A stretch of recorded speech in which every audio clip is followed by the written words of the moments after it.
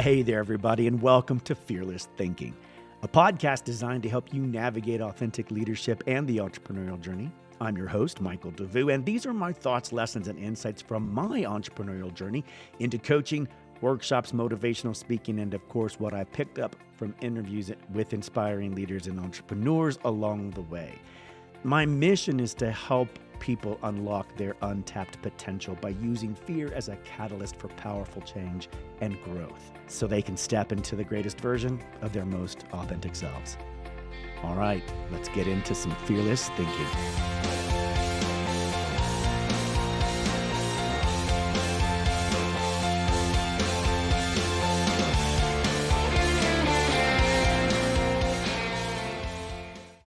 Okay, hey, fearless thinkers. Today we are diving into a topic that has become increasingly more important in leadership circles, and that's authenticity.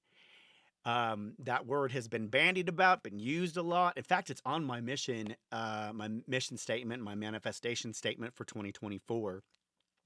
I recently did an event called Leadership Navigator 2024, where I actually asked a lot of the leaders at that event, panelists, to talk about how they define authenticity when it comes to leadership and executive roles. And one of the things that was super fascinating to me when we were doing our panel rehearsals and session rehearsals leading up to the actual event, what I found was language, the definition of words were all in various ways different from each other based on their background experiences and their perspectives. And each one of them came at the word authenticity, leadership, diversity, inclusivity, safe spaces, all came at these words very differently. And so one of the things we discovered was we needed to redefine, or at least come to an agreement on one type of definition for authenticity. And that's hard to do. Each of us, I think, at different points along our journey are discovering what authenticity means for us. And that's how we approach the situation. That's how we approach the scene. I might bring a version of my authentic self into a situation where I feel super comfortable and confident. I might bring a different, authentic version of myself at a more corporate setting, environment. It doesn't mean we give everything away up front. It doesn't mean we expose ourselves and be completely naked. But there is a certain sense of authenticity and vulnerability that do come with it, and you really have to know who you are.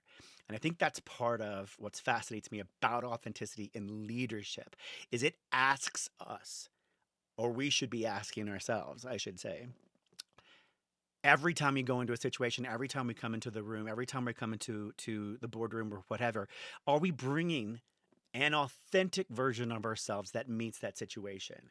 And if we're bringing something different every time, is that authentic or is that masking, shape-shifting, role-playing, right?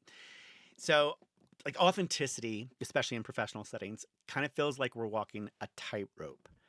We all know the pressure to conform. Leaders are often expected to project a certain type of image, a specific style. Maybe it's strong, silent type or very charismatic, visionary. But what if that's not for you, right? What if your greatest strength actually lies in your humor? Like me, I find myself to be I insert humorous moments and laughter into a lot of things that may, under certain circumstances, not appear to be appropriate. But that's my comfort zone. Like that's where I see humor in moments of irony. You know, maybe you're better at being more empathetic or have a cultural background perspective that you bring to the table. I was listening to a podcast recently on coaching leadership, and one of the ladies that was being interviewed by this coach had stepped into a leadership role and was really struggling because she felt like all of the male leaders were expecting her to be this bigger, larger, charismatic, take control and lead with enthusiasm and energy. And I thought, you know what? There's probably 1,000 different ways you could lead. And they don't have to be the same and they can all be effective, right? So this is where things get tricky. We start playing these mind games in our head, right? Role switching, like I was saying before, where we actually adapt our behavior for different situations. I have done it. I built that skill set over years, being a former performer, at working in production with events, working with clients, and creating different experiences. I have had to learn to step into different roles for different people to help meet them where they are and deliver what they want. And I always wondered about whether that was authentic. What I learned, I think later on, what I came to my conclusion was that is what I do great.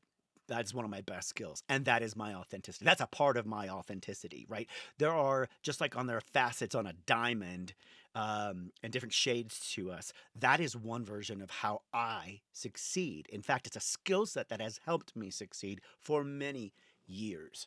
And it isn't disingenuous for me to shift at the understanding and expectation of what I'm getting from a client, what I'm getting from a person, or what I'm getting when I walk into a room. And I think almost all of us do this to a certain degree. A leader might actually act differently in a boardroom meeting than they do like catching up with the team member in a casual conversation.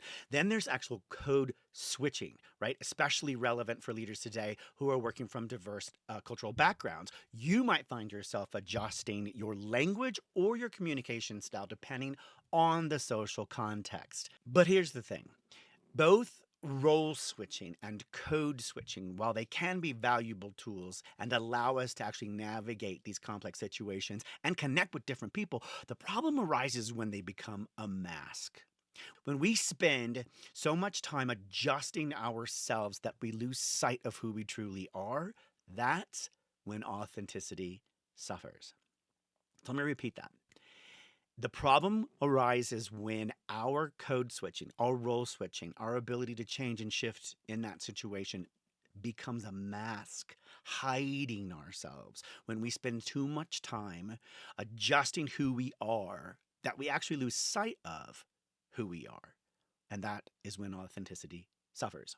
And believe me, masking your true self isn't just emotionally draining, it can actually hinder your effectiveness as a leader. How do you build trust or inspire a team if they don't see you as real, if they don't perceive you as authentic, if they discern actually that you're masking? What if they sense that, right? How can you be a role model for authenticity if you're constantly putting on a show? And I find this so fascinating because it is a challenge. In fact, even if you're not in a leadership role yet, you probably do it as a manager or an employee. We all do it to some degree. But when do we stop for a moment and ask ourselves, when we're in that situation, if we're role modeling leadership and authenticity in our daily practice? So, what is the solution, right? Well, it's not about throwing out all of our professionalism entirely, right? It's not stripping everything down and exposing ourselves, emotionally to everybody. But authenticity doesn't mean being completely unfiltered or unprofessional. So, for all of you out there who think, I just said the truth, I just told the truth. No, you didn't. You're spilling it. You know what I mean? There's no need for that. There is definitely a need for being a little professional and keeping some of those filters on, right? You don't have to let everything out. But it is about bringing your true self and your strengths and experiences to the table in a way that fosters trust, connection, and effective leadership, right? So here are a few ways for us to walk this tightrope, but with a little grace. One, advocate for inclusion. Leaders can champion diversity and inclusivity initiatives that create an environment where everyone feels comfortable being their authentic selves, right? Imagine a workplace where your unique background isn't something you have to downplay, but it's actually something you can leverage for the benefit of the team. And two, find your authentic leadership style. Now, this is a journey just like everything else that we do. It takes time for you to discover it. It does take time to sit in it and get comfortable with it, just like putting on certain outfits and things that make you feel good. Maybe the key isn't about erasing your natural style so much as about finding ways to express it within the context of your leadership role, right? Can you be assertive and empathetic at the same time? Can you be humorous and still command respect? I think some of us worry about that a lot. Third, lead by example. I mean, this is kind of obvious, right? We lead by example whether you want to lead by example or not. If you're stepping into a leadership role, people are looking up to you and you are leading by example. So if you're not actively looking at that and thinking about that impact, you could be doing it wrong and you could be leading, you know, disingenuously. You could be leading people in the wrong you could be giving people the wrong impression of who you are. So by openly embracing your own authentic self, you now set a positive example for others to do the same. Look, the journey to authentic leadership isn't always easy. I mean, there's going to be bumps along the way, especially if we're practicing trying to really be ourselves in a world that for years never asked us to bring ourselves to the table. I mean, if you're like me, you grew up in a world where you were always told to leave your problems and your family and your you know what at the door. And now we're being asked to bring our authentic selves. We're trying to build authentic environments, have authentic conversations. And it's hard. I mean, it's not easy to know what that means because, by the way, somebody could be thinking of authenticity in this way. That person could be thinking of it this way. And I bring a different version of authenticity. So, again, there's going to be bumps along the way. But remember, the most inspiring leaders and the ones who bring their whole selves to the table, they are the ones who end up connecting with their teams on a deep level, right? And they build genuine trust and ultimately can achieve greater success and productivity.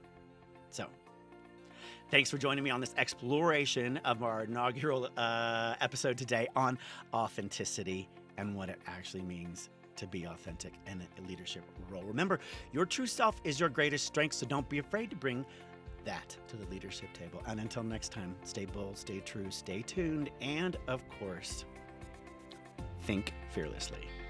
Thanks, guys. Have a great day.